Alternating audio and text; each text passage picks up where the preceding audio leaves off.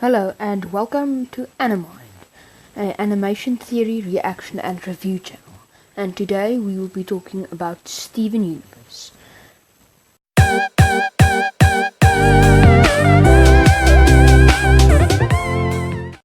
Do you know what interests me most in Steven Universe? The personalities. And by that I mean the relation of personality towards gem color, placement and even diamond.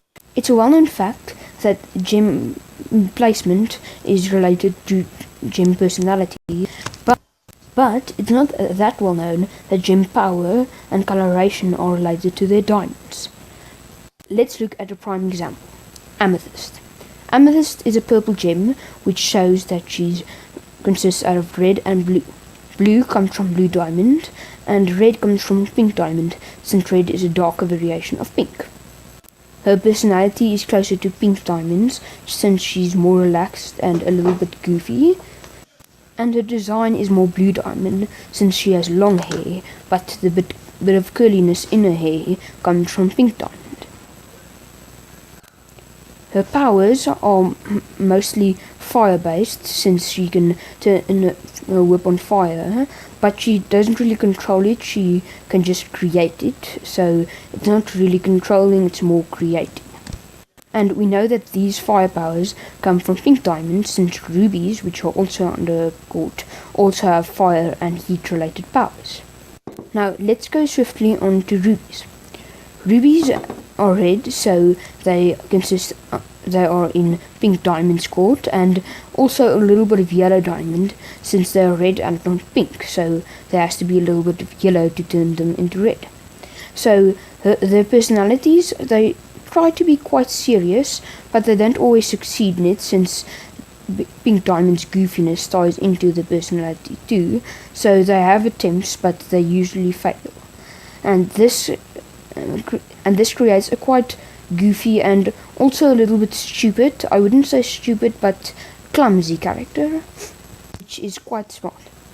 Next, let's look at her design, and her hair is a cube afro. First of all, the afro comes from pink diamond, since pink diamond has an afro herself, but the cuboid shape of the afro comes from yellow diamond, since yellow diamond has a helmet-shaped hairdo, or just a helmet, that is quite rigid, and that relates to a rigid cube. After rubies, there's jaspers. Jaspers don't really have any elemental capabilities that they've shown, and I believe that they should have at least fire or even electrical capabilities, since they are under yellow and pink diamond's court, and they are also gems designed for warfare, so they should have some elemental powers. The Jasper we know and love has a helmet which ties into yellow diamond's helmet-shaped hair or helmet, and her hair and her coloration is orange, so it's between yellow and pink diamond. But the interesting part of the design of Jaspers and all other quartzes are, no matter in which quartz they always have the same kind of hairstyle. It's usually a long and a little bit curly style. Rose quartzes, for example, also have this style, but some rose quartzes and even amethysts have straight hair. So I guess the basic trend for quartz soldiers' hair is long, and there can be some slight variation like more curly or less curly and things along those lines. And I believe that most gem cuts have their own hairstyles, like jades that we saw, like the jades we saw at Homeworld, also mostly had the same hairstyles. And speaking of jades, they also have a much more rigid hairstyle, and they are also part of yellow diamond's court. Plus, peridot also has a rigid hairstyle, so all three, there are already 4 gems proving that the rigid hairstyle comes from yellow diamond and not from any other diamond. Next, let's look at peridot. Peridot has magnetic capabilities since she's able to control metallic objects, and this ties into yellow diamond having electric capabilities, and we all know that electricity is related to magnetism. let's go on to Blue Diamond's court. And why I'm saying Blue Diamond's court and not specific gems is because of all the gems on the court having a specific trend. Most of the gems that are mostly Blue Diamond have hydrokinetic capabilities like water and ice control, and also have water wings. And the thing about Blue Diamond is she's never shown water wings, which would be a quite funny image, or ice or water powers. The reason for this being so is because I believe that the diamonds don't really use their elemental powers that much, because of Blue Diamond having her energy zapping powers, which she uses more often, and she probably uses it more often because there's less water and ice on Homeworld, and this means that she hasn't trained herself to use her water and ice capabilities. And in the episode Why So Blue, we saw that the Lapises in the episode didn't really know how to make water shapes and things along those lines, so they didn't really know how to use the powers properly. So we can assume the same for Blue Diamond, since she is the diamond of all those powers. After Blue Diamond's court, let me go to one of the gems in the court that's a little bit interesting, Sapphire. Sapphire is interesting because of her having ice powers, but also having future vision. But I don't believe the future vision comes from Blue Diamond, since sapphires have a little bit lighter into them, which means that White Diamond is related to them. And this makes sense, since future vision is a more psychological power than a physical one. So yeah, Sapphire gives White Diamond mind control abilities. Moving on, I want to talk about pearls. Pearls might be a complicated subject to some people because of them having different color variations.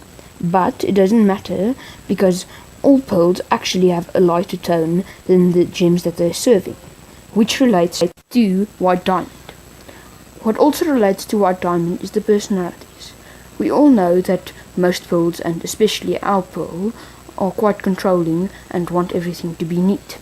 And White Diamond, I quote, wants everything to be perfect, which also ties into her being wanting everything to be neat, and she's also quite controlling, since her main power is mind control.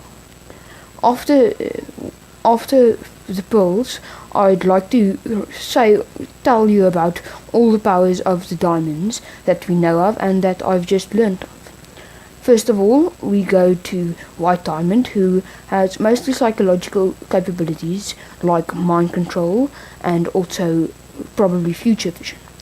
After her, there's Yellow Diamond, who most likely has magnetic and also has electric capabilities, and she also is able to run much faster than most gems, since we saw her doing that in Reunion.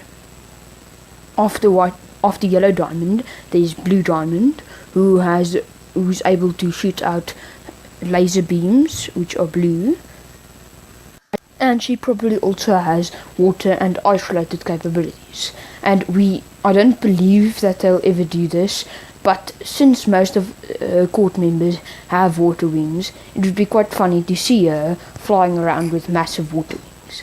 But yeah, after Blue Diamond, lastly we have Pink Diamond. Now I'm only going to mention some of her powers. I'm going to leave most of them out, since if I had to mention all the powers Steven has shown through the whole series, it would take me 4 videos in total almost. But yeah, first of all we have his shield capabilities, which includes the geometric and shields and the bubbles, and then we have his healing powers and also the floating and really high jumping capabilities. And yeah, this is actually all for Steven's powers that I need to mention. I also just quickly want to mention that I think all the diamonds have their own abilities with healing, since they all were needed to heal the corrupted gems, but a little bit different than each other, and they play a different part in each other's healing process. But yeah, that's all I have for you today. Thanks for watching. Please leave a like and subscribe, and check out my other videos. I hope you enjoyed this video, and I'll see you in the next one. Goodbye.